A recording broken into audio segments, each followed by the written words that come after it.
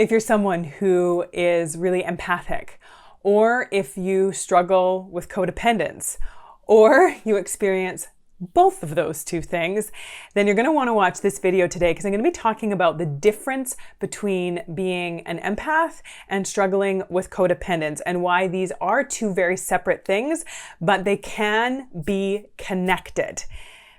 This is going to help to make a lot of things make a lot more sense, and I think you're really going to like it. If you're new here, welcome to our incredible little corner on the internet.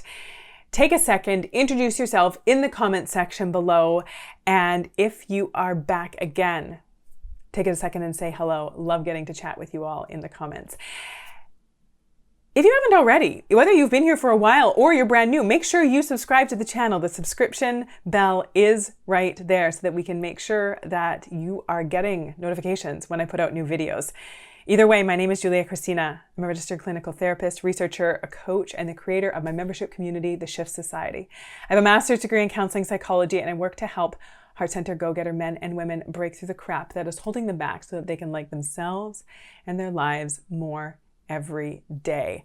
And this was a question that actually came to me from someone wanting to know the difference between struggling with codependence and being an empath.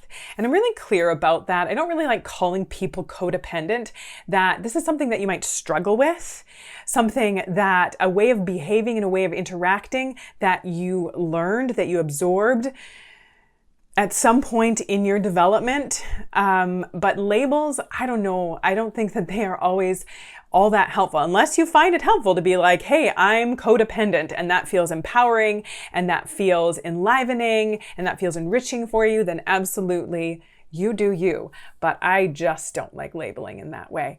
So let's talk about the difference between these two things. If you are someone who is more empathic, what this means, a brief little overview, you just feel things more deeply. And I've done a video on highly sensitive people, and being someone who is really empathic and a highly sensitive person, they are almost in and of the same. So I'll put a link to that video. It's a really popular video of mine, and it's going to help you understand this better. But just briefly, people who are just naturally more empathic feel things more deeply, which means that they feel other people's emotions.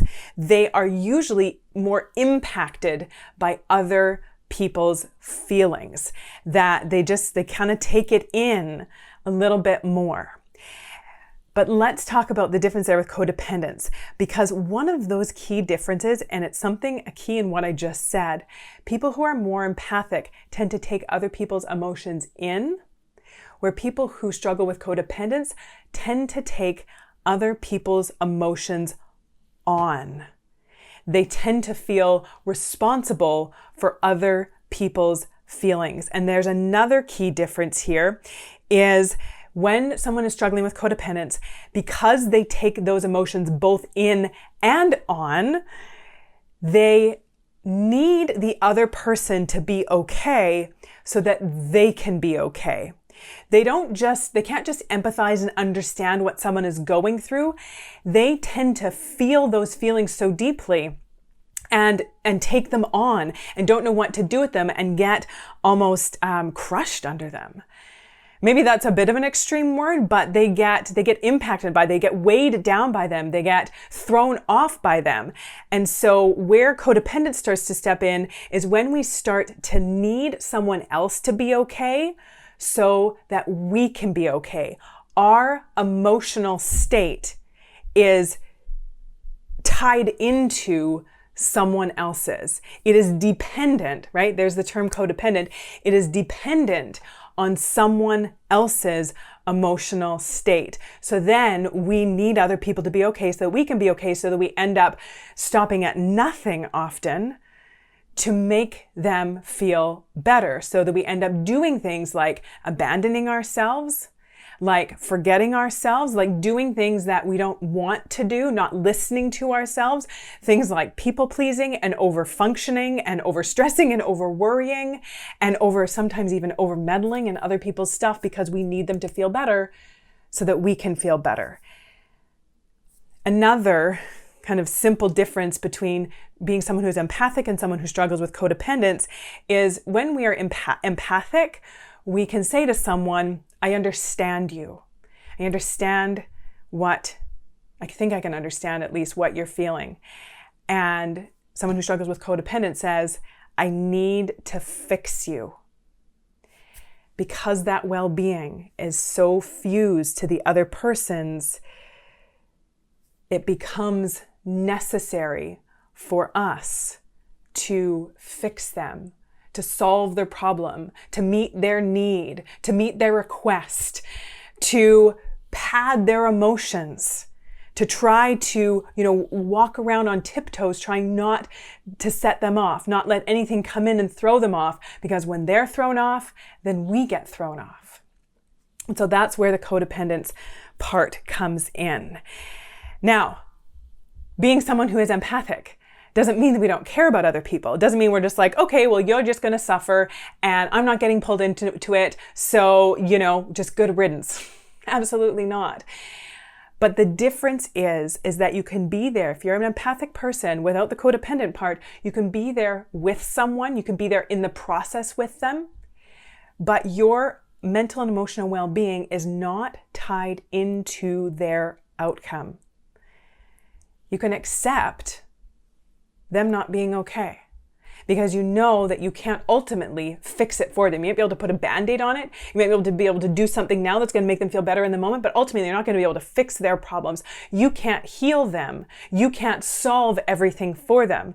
You might be able to do these small things in the moment that are going to help them feel better so that you can feel better, but that's just not going to be a long-term solution, and it's going to actually end up making you feel worse because of everything you have to deny in yourself and everything you have to abandon in yourself so that you can be okay with making that person okay, but you're actually not okay. Do you see how that works? Do you see how messy that one can get? So being mindful of that. And I personally come from a very codependent family and had to do a lot of my own work to disentangle myself from that. And I remember part of that, serendipitously, was when I was in grad school to become a therapist. As therapists, we are trained on how to be there for someone without thinking that it's our job to fix them or without needing to fix them. And you've probably felt that before. If you've been with someone and you've been talking about something that you're struggling with and something that you're going through, and then they start trying to tell you what to do and offer you solutions and, run around and trying to make it all better for you. And it just feels like all this pressure. That is more likely about codependence. Because that person, they do feel like they need to pressure you to be okay because they don't want to feel terrible. So they need you to feel good so that they can feel good. And so there is that extra pressure in there. And so you might feel like you want to withdraw even more and push that person away even more. And it can be even less helpful and even more counterproductive. And so as a therapist, I have been trained on how to be there with someone without thinking that I need to fix it for them. And it's really dangerous. It's really dangerous to work in any kind of helping profession if we need people to be okay so that we can be okay, because then our emotional and mental state is completely tied in to something that we have little to no control over. So what do? How do we deal with this one? How do we allow ourselves to be these deep feeling empathic people without the codependent part that is draining and exhausting and frustrating and self-identity losing and snuffing out? First thing, we work on letting other people have their feelings. It is so hard. This sounds so simple, but it is so hard. So how do we do that? Is we allow ourselves to be uncomfortable. We allow someone else to be uncomfortable, and we allow ourselves to be uncomfortable with them being uncomfortable. We don't automatically try to fix or change or solve things for people so that we can feel okay. We show acceptance. We hold the space. We are there with them. We don't try to fix it for them. Just this simple thing, at first it's going to feel really hard, but ultimately it is so freeing.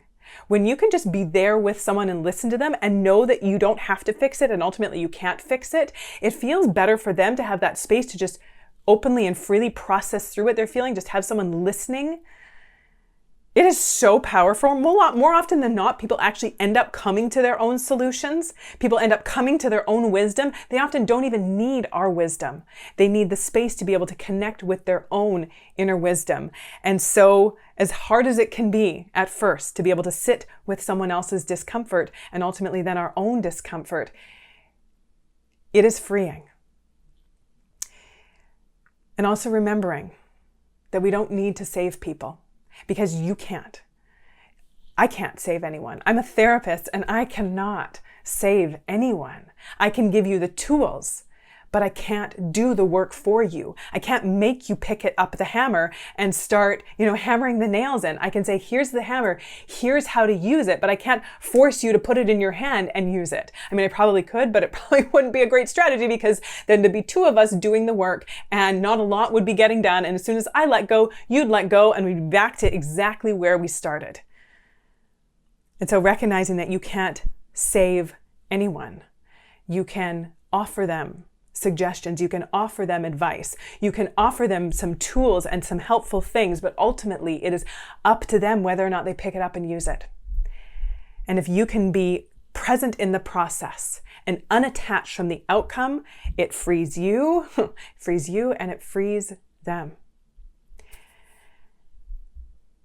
The next one is, I'm going to say it, boundaries. Absolutely needing our boundaries and deciding what we're going to be available for. How many of you, let me know in the comment section below, have a really hard time saying no whenever someone needs you, whenever someone wants something from you, whenever someone makes a request, you feel like you're being a bad or selfish person if you say no. You think that they are going to reject you if you don't jump whenever they ask you to, when you don't just run to try and meet their need at the slightest request. So learning to listen to ourselves. And this doesn't mean that we are completely self-seeking beings who are never there for anyone, who say no to everything. Absolutely not. But getting to the point where we are saying no when we want to and yes when we mean it. Saying yes by choice, not out of guilt or obligation, but because I am a grown-up human being who has the ability to make their own choices. And if saying no is something that you do struggle with, no matter who it is, if it's with your parents or your partner or your boss or your kids or the head of the PTA or the Girl Scouts coming to your door with those delicious cookies, then I have a free download for you. It's called 25 Ways to Say No. They are going to be gentler, easier ways to kind of ease you into saying no clearly but kindly. So make sure you grab that download. It's free and the link is going to be in the description. So boundaries are everything. We're also going to be focusing on this in this next couple months in my Shift Society membership group. Get on the wait list. The link to that is in the description below as well. We're going to be deep diving into boundaries over the next couple months. So if this is work you've been wanting to do, then make sure you get on the wait list for the Shift Society so you can know right away when we open up registration. The next thing is to start working on differentiating yourself. So often we feel this need to kind of fuse our identity and our emotional state into other people's if we've never had the chance to figure out who we really are, what we're really about, what is important to me, who am I, even if it's different from someone else, even if other people don't like it, even if people are disappointed by my choices and what makes sense for me and who I am. Understanding that that is not easy, especially if it's people who are close to you, parents. I've talked about this a lot, even when we are grown-ups, no matter how old you are, I don't care how old you are, if you haven't done this work, you still somewhere inside want your parents' approval. And so the way we will deny ourselves and abandon ourselves and ignore ourselves, because that little girl, that little boy inside of us wants our parents' approval. And how hard that can be as an adult to differentiate yourself. Don't get me wrong, I had to do this work. And there's times where I'm still doing this work, that self-differentiation work, about actually asking yourself, who am I? What makes sense for me? Starting to listen to yourself. starting to stand up for yourself, starting to advocate for yourself, starting to be on your own side. It's not always easy. I'm not going to say that it is, but it is life-changing work when you can realize that your value doesn't come completely from just making other people happy, just fulfilling other people's needs, just from catering to their wants or desires. That you have more value than what you can do for others, even if you've spent a lifetime thinking differently.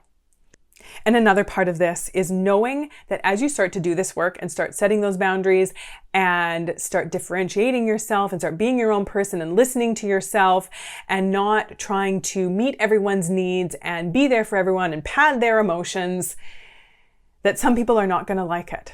Some people are going to resist it. Some people might even criticize you for it and tell you that you're being difficult, rude, or selfish, and understanding that that is normal. You are messing with the system.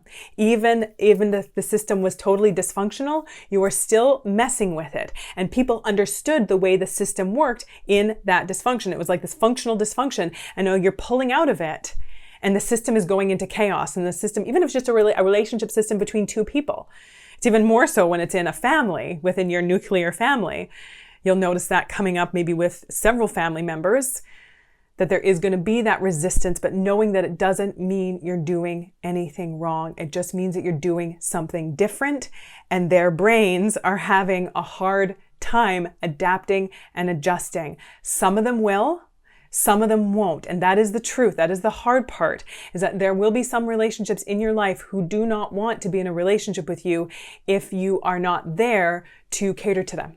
If you're not there to meet their needs, if you're not there to agree with them or do what they want or take on their emotions and try to fix things for them, there will be people in your life who do not want a relationship with you other than that one. And that's going to be hard. That is not going to be easy at all. There will be other people who just need a little time to adapt and adjust, and they absolutely will. And when you come back together in the relationship, when you do this work and are kind of pulling out of the messy system and you do your own thing and then you come back into that relationship, the relationship is going to be healthier and stronger and better, and you're going to be happier. This work is worth it. And like I said, we are going to be doing this work more in the Shift Society. If you want to be supported through that, because it's not easy, if you want to be supported through that and not feel like you're alone doing this, then come and join us in the Shift Society. We're going to be working this out, dealing with this, doing this, and supporting each other through it. The link to that is in the description below. Grab 25 ways to say no, get on the waitlist for the Shift Society, subscribe to the channel if you haven't, like the video, share it out if you think that other people need to learn more about differentiating themselves, being able to be a deep feeling human being without taking on the emotions of others, without taking responsibility for other people's stuff. Hope you got a lot out of this one, and until next time, take good care.